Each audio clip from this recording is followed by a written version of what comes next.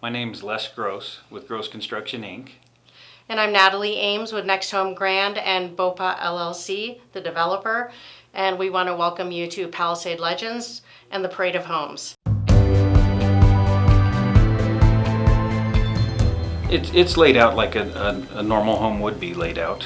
Just the rooms are a little more compact. I think they're going to be surprised with the amount of windows, how open, floor plan for a small home, high ceilings.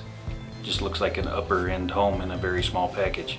I think they're going to be impressed with the light, the window placement. You don't feel like you're in a small home, especially with the high ceilings as well.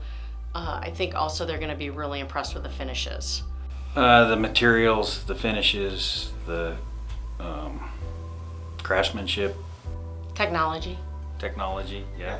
I mean, all the lighting, it's basically a Wi-Fi home. Everything's connected. You can monitor the home from wherever you're at. And the activity center is fabulous. One of my favorite features. It has a swimming pool, a pickleball court on the outside, and then walking trails around. There's going to be a gazebo by the little pond.